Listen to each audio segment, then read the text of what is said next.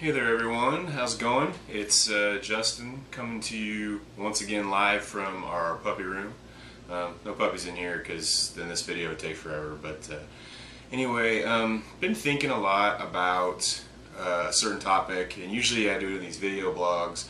I have a definite point of view, something I want to get across, but here I kind of just looking for your advice because I had a situation come up with social media, with digital measurement that really want to run by and see what you think. So here goes. Running into still a lot of companies that still measure their social media results, or want to measure their social media results with impressions, because that's what they measure their PR results with. And I think a lot of PR pros, especially on Twitter, talk about it should be more about business goals and who you're trying to target, and making sure that the output of your efforts is valuable to the company. But I think that the catch on that is a lot of companies still value impressions over anything else, and some companies even still give a multiplier to traditional media impressions. So here's my thought: is what ways are you explaining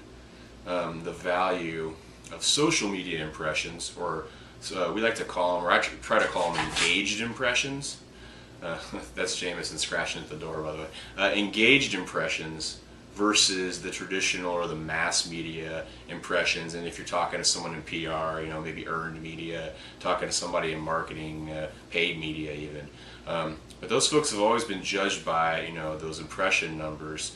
And I know that I've used arguments before, like social media, you're able to target people that have an affinity to the brand, people actually opt in to engage with your company, versus it's a continued relationship versus a one-time engagement. But looking for other ways that people explain the potential discrepancy in numbers, because especially when you're getting started out, maybe on social networks, for instance, or even if you're doing outreach to bloggers, those impressions numbers are not going to be as high as the numbers you can get from a lot of traditional media stories, especially in high-profile newspapers, and also especially from paid media. So anyway, even if running into companies who say, we see the value of the social media impression, we will give it to you. It's more valuable than the traditional or earned or paid.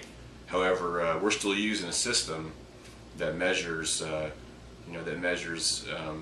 and gives value to impressions. So we've got to be able to quantify it up the chain and explain it, up the chain. I think that's another part I didn't want to make sure I didn't leave out, was the idea of, I think sometimes it's not only the person that we're, maybe the client or the contact that we're trying to convince one-to-one, but then also they've got to sell the value of those social media or digital impressions up the ladder, right?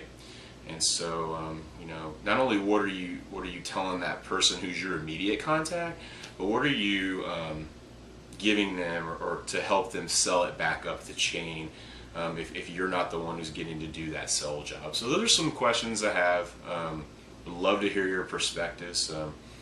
Don't really have a set answer, have some ideas, but I'm going to go ahead and keep those to myself, maybe later for a later post. And first of all, just love to penny for your thoughts, see what you think. So thanks for the time, and hopefully we'll get some interesting conversation going as a result of this. Thanks. Have a good one.